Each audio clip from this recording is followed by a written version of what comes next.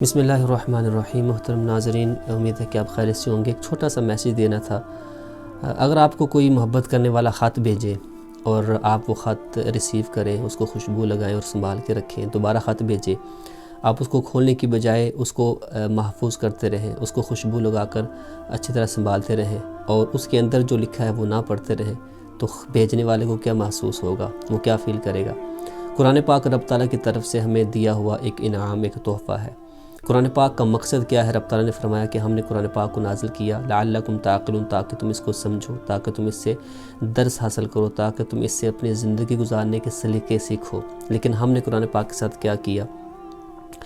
قرآن پاک کے ساتھ ہم نے کیا کیا؟ ہم نے کتنا اس کو سمجھا؟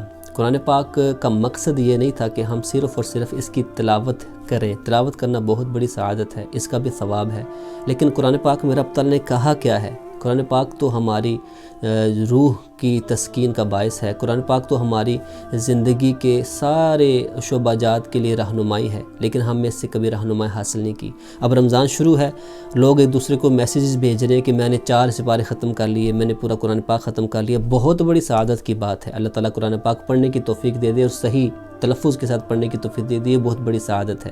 لیکن اس سے صرف پڑھنے سے مقصد حاصل نہیں ہوگا۔ قرآن پاک پڑھیں، ترجمے کے ساتھ پڑھیں، تفسیر کے ساتھ پڑھیں، اس کو سمجھیں کہ رب تعالیٰ نے اس کے اندر میرے لیے کیا پیغام بھیجا ہے۔ جب میں قرآن پڑھ رہا ہوں تو مجھے یہ سوچنا ہے کہ میرے لیے اس میں کیا ہے۔ جب میں قرآن پڑھ رہا ہوں تو مجھے سوچنا ہے میری فیملی کے لیے اس میں کیا ہے، میرے ملک کے لیے اس میں کیا ہے، میری سوسائٹی کے لیے اس میں کیا ہے۔ تو یہی وجہ ہے کہ ہم آج مسلمان اتنی کثرت کے باوجود تنزل کی طرف جا رہے ہیں کہ ہم نے مقصد قرآن کو چھوڑ دیا ہے اور قرآن پاک کو سمجھا نہیں ہے۔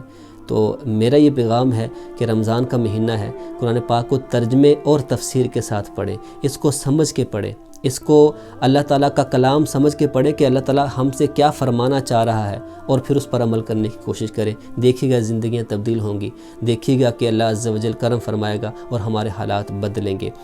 تفسیر صراط الجنان مفتی قاسم صاحب نے لکھی ہے، بہت اعلیٰ تفسیر ہے، اردو کے اندر ہے اور جدید دور کے تقاضوں کے مطابق جو ہے تفسیر لکھی ہے۔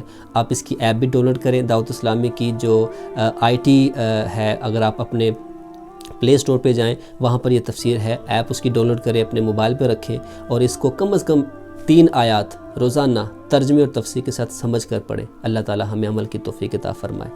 If you like this video, please give it a like and a thumbs up. Leave your comments below. Share it with your friends, your family and your children. And don't forget to subscribe to this channel. We'll see you next time. Keep watching and spread the blessings to everyone.